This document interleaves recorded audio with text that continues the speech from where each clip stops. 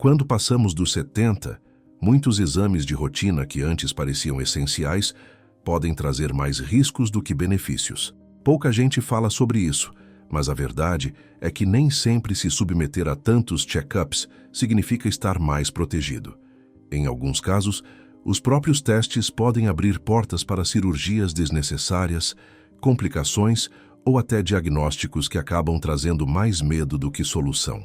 Estudos recentes apontam que mais de 1/3 dos exames feitos em idosos resultam em tratamentos desnecessários, com efeitos colaterais que podem acompanhar pelo resto da vida.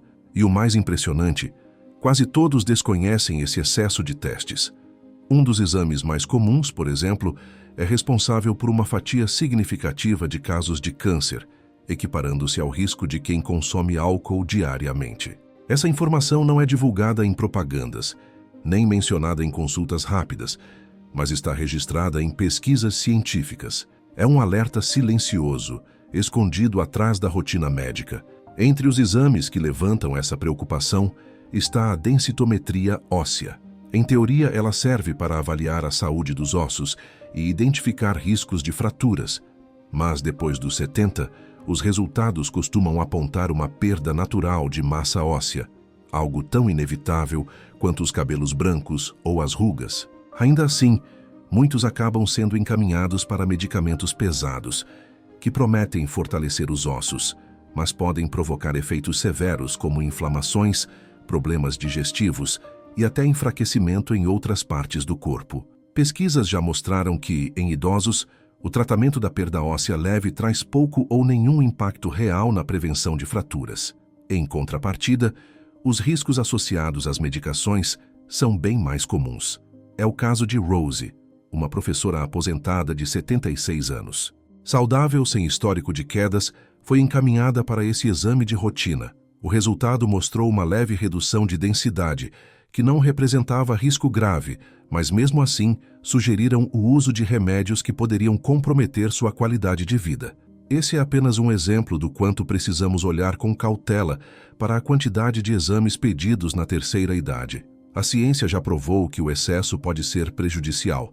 O que falta muitas vezes é informação clara e honesta, para que cada um possa decidir com consciência o que realmente vale a pena fazer. O médico prescreveu de imediato um medicamento para Rose, mas em apenas 3 meses ela já sofria com refluxo intenso e dores na mandíbula. O piano, que sempre fora sua paixão, ficou em silêncio. Quando chegou até nós, ela estava abatida e sem conseguir tocar. Suspendemos a medicação e a orientamos a seguir um caminho diferente. Suplementação com vitamina D, exercícios de fortalecimento com faixas de resistência, alimentação rica em cálcio com sardinha e vegetais verdes. 1 ano depois, ela estava de volta às apresentações com pernas mais firmes, equilíbrio renovado e sem nenhuma fratura. O exame parecia uma escolha sensata, mas para quem já passou dos 70 e não apresenta quedas ou ossos quebrados, a prevenção mais segura está no estilo de vida. Treinamento de força, atividades que desafiem o equilíbrio, nutrição adequada e correção de deficiência de vitamina D reduzem em mais de 20% o risco de fraturas, segundo pesquisas recentes. Não permita que um número em uma tela seja motivo de medo e tratamento desnecessário. Mas existe um outro exame que pode trazer consequências ainda mais graves, chegando até a abrir caminho para uma cirurgia no cérebro. Quando a memória começa a falhar, a primeira reação costuma ser o medo. Medo da demência, medo do Alzheimer. Muitos médicos, diante dessa preocupação, solicitam uma ressonância magnética. O problema é que esse exame, por mais avançado que seja, raramente traz a resposta que o paciente espera. Na maioria das vezes, o que aparece são mudanças naturais do envelhecimento, como pequenas áreas mais claras ou redução leve do volume cerebral, sinais comuns e sem relevância clínica. O que assusta é que, a partir dessas imagens, se desencadeia uma avalanche de medo, novos exames e até procedimentos invasivos. Há casos de pessoas submetidas a punções lombares e até biópsias cerebrais sem real necessidade. Um estudo com mais de 3.000 idosos mostrou que, embora 86% apresentassem alguma alteração no exame, apenas 3% tinham algo realmente tratável. Ou seja, a imensa maioria saiu da sala de exames com a angústia de algo errado na cabeça, quando, na verdade, nada sério acontecia. George, um engenheiro aposentado de 74 anos, viveu exatamente isso. Preocupado por esquecer chaves ou nomes de vez em quando, fez uma ressonância que apontou alterações inespecíficas. O impacto emocional foi devastador. Ele parou de dirigir, deixou de frequentar os encontros que tanto gostava e mergulhou na ansiedade. Quando reavaliamos sua memória por meio de testes cognitivos padronizados, estava tudo dentro da normalidade. Ao invés de mais exames, ele recebeu orientações para cuidar do sono, hidratar-se melhor e estimular o cérebro com atividades cognitivas. Poucos meses depois, já se sentia novamente seguro e lúcido. A verdade é que, a menos que surjam sintomas neurológicos graves como convulsões, mudanças bruscas de comportamento ou um declínio rápido das funções, a ressonância magnética em quadros leves de esquecimento pouco ajuda e, muitas vezes, só aumenta o medo. Um primeiro passo muito mais seguro quando há preocupação com a memória é recorrer a testes cognitivos simples. São exames de papel e lápis, rápidos e baratos, que avaliam atenção, raciocínio e lembrança, sem gerar o peso emocional de um diagnóstico precipitado. Já o próximo exame da lista é um velho conhecido de quase todos os idosos, e por isso mesmo exige cautela: o teste de esforço cardíaco. Ele costuma ser indicado para quem relata cansaço leve, desconforto no peito ou simplesmente a sensação de que já não tem a mesma disposição de antes. A ideia é monitorar o coração enquanto a pessoa caminha em uma esteira ou recebe medicamentos que simulam atividade física para identificar possíveis entupimentos nas artérias. O problema é que, depois dos 70, esse exame muitas vezes atrapalha mais do que ajuda, especialmente em quem não apresenta sintomas claros de doença cardíaca. Isso acontece porque a taxa de falsos positivos nessa faixa etária é altíssima, chegando a 4 em cada 10 casos. Ou seja, o exame acusa um problema inexistente, o que leva a investigações invasivas como angiografias e até implante de stents ou cirurgias de ponte, sem real necessidade. Um estudo robusto mostrou que mais da metade dos stents colocados após testes de esforço eram em pessoas que não tinham sintomas significativos, nem apresentaram melhora na sobrevida ou na qualidade de vida.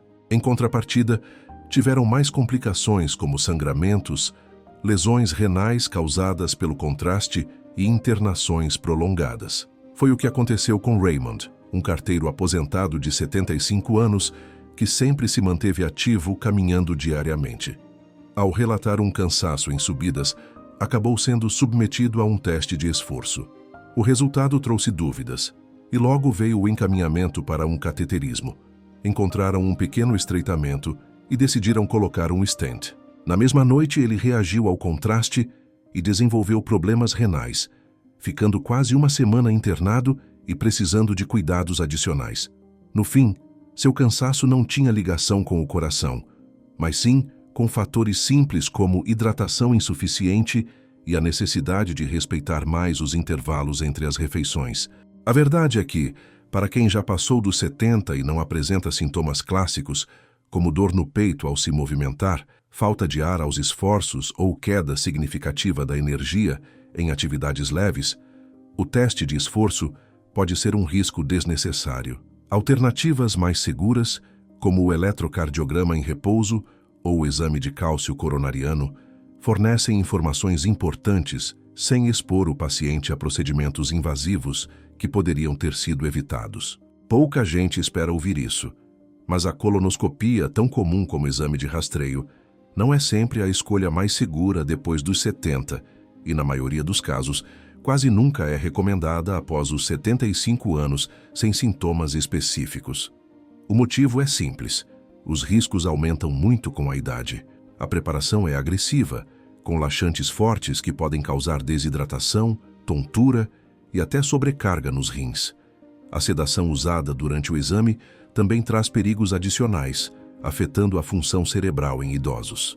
E o próprio procedimento pode resultar em complicações sérias, como sangramentos, perfurações no intestino ou até alterações no ritmo do coração durante a anestesia. Um estudo com mais de 1 milhão de pessoas acima de 70 anos mostrou números alarmantes. Para cada 1.000 colonoscopias realizadas em pacientes acima dos 75, apenas 2 vidas foram salvas, enquanto mais de 20 pessoas tiveram complicações graves. Ou seja, a balança pesa 10 vezes mais para o risco do que para o benefício. E mesmo quando pólipos são encontrados, em muitos casos, eles são pequenos e de crescimento lento. Retirá-los em alguém mais velho pode trazer mais prejuízos do que simplesmente observá-los. Dana, uma avó de 73 anos que tocava uma padaria com a filha, não apresentava nenhum sintoma. Não tinha histórico familiar de câncer e já havia feito colonoscopias anteriores sem alterações. Ainda assim, por insistência de um médico recém-formado, aceitou repetir o exame. Um pequeno pólipo foi retirado e ela voltou para casa. Horas depois, sentiu dores intensas e desmaiou. O diagnóstico foi de perfuração intestinal. Passou 9 dias em recuperação, perdeu peso e nunca mais voltou a se sentir plenamente bem. No caso dela, o exame não trouxe nenhum benefício real, apenas sofrimento. Por isso, especialistas já recomendam encerrar a triagem rotineira do câncer de cólon aos 75. Para quem mantém boa saúde, existem opções muito mais seguras, como os testes de fezes feitos em casa, que dispensam preparo, não envolvem sedação e ainda conseguem identificar a maioria dos casos preocupantes. Conversar com o médico sobre alternativas é fundamental, porque depois de entrar no ciclo da colonoscopia, muitas vezes é difícil sair. E é nesse ponto que chegamos ao exame mais exagerado, perigoso e prejudicial entre todos, aquele que muitos já fizeram sem imaginar os riscos: a tomografia de corpo inteiro. Vendida como uma forma de descobrir o câncer precocemente, ela expõe o corpo a doses elevadas de radiação, equivalentes a centenas de radiografias de tórax de uma só vez. Para quem já passou dos 70, isso pode abrir caminho para uma cascata de exames desnecessários, biópsias, cirurgias e um estresse que não traz nenhuma evidência concreta de aumento na sobrevida. Pior ainda, estimativas recentes sugerem que até 5% dos casos de câncer hoje podem estar ligados ao excesso de tomografias, colocando esse exame no mesmo patamar de fatores de risco já conhecidos, como o consumo diário de álcool. Isso significa que 1 em cada 20 casos de câncer pode ser provocado justamente por um exame que deveria prevenir doenças. Não é apenas contraditório, é assustador. Essas tomografias muitas vezes identificam pequenos nódulos, calcificações ou cistos, que são apenas parte natural do envelhecimento. Mas, a partir do momento em que aparecem na tela, acendem um alerta.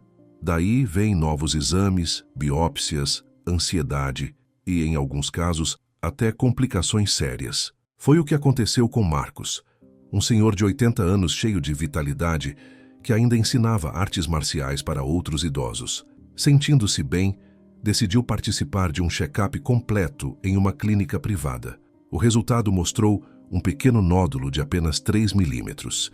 A descoberta desencadeou uma maratona de encaminhamentos: oncologista, exames complementares, biópsia.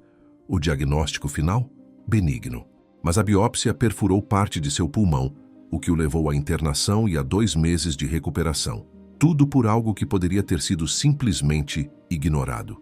Hoje, especialistas são unânimes em afirmar: tomografias de corpo inteiro não devem ser usadas como rastreamento em pessoas sem sintomas. Não há benefício comprovado e os riscos são evidentes. Quando existem sinais claros como perda de peso sem explicação, tosse com sangue ou inchaços visíveis, exames direcionados podem sim fazer sentido. Mas escanear o corpo todo sem um motivo específico é como procurar um tesouro com um detector de minas terrestres. Até pode encontrar algo, mas o estrago pode ser muito maior do que o problema inicial. O caminho mais seguro e inteligente é prestar atenção no próprio corpo. Se você está bem, mantenha seus exames de rotina básicos, cuide-se com hábitos saudáveis e só realize testes realmente necessários. Sua energia, seu tempo e sua saúde são preciosos demais para serem desperdiçados em investigações movidas pelo medo, que muitas vezes deixam a pessoa em situação pior do que antes. No fim, fica a lição. Há exames que parecem oferecer segurança, mas depois dos 70 podem causar mais danos do que benefícios. A medicina moderna é poderosa, mas não é infalível. Em muitos casos, menos é mais. Sempre pergunte a si mesmo: o que acontece depois se esse exame encontrar algo? O risco compensa o resultado? E nunca se esqueça de que a verdadeira prevenção começa no dia a dia, no corpo em movimento, na alimentação equilibrada, no descanso profundo e na escolha cuidadosa dos exames que realmente valem a pena.